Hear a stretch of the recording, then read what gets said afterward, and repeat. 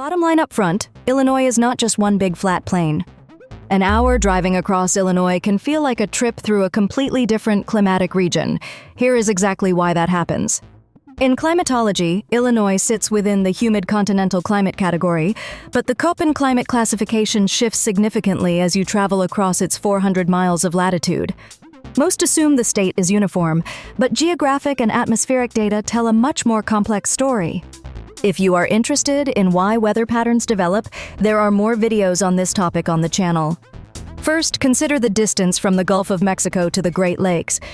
Illinois stretches nearly 400 miles from north to south. To the south, the Shawnee Hills provide a topographic barrier that traps moisture, while the flatter northern terrain remains exposed to the relentless bite of the Arctic Oscillation. This distance allows tropical air to push north unimpeded by mountains. At the same time, cold air from Canada descends across the northern plains. When the polar jet stream dips south, it can push temperatures in Rockford or Galena 30 degrees lower than the southern tip of the state in Cairo. The clash of these two air masses happens right over Illinois. Southern Illinois sits in a humid subtropical zone.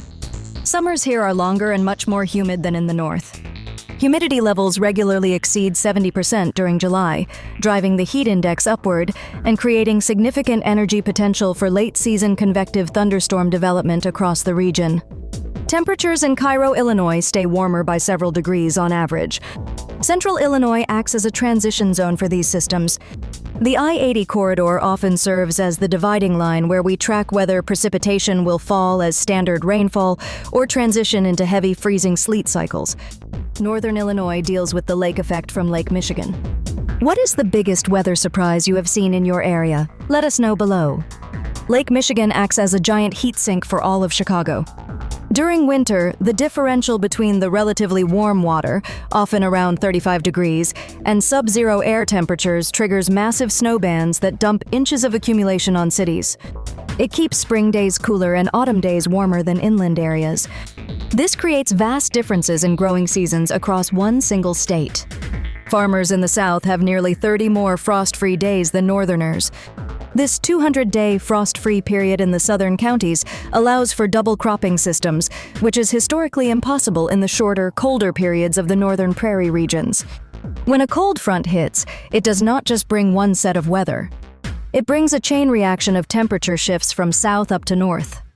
In March 2023, we saw this exact phenomenon, where southern Illinois hit 75 degrees, while northern counties were simultaneously dealing with an advisory for heavy blowing snow.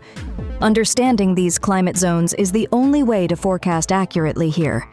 Without these factors, you would be guessing every single day. Illinois weather is a result of geography, not just random chance.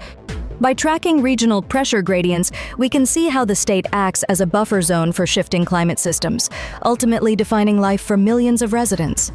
For more insights into the science behind the skies, subscribe to this channel.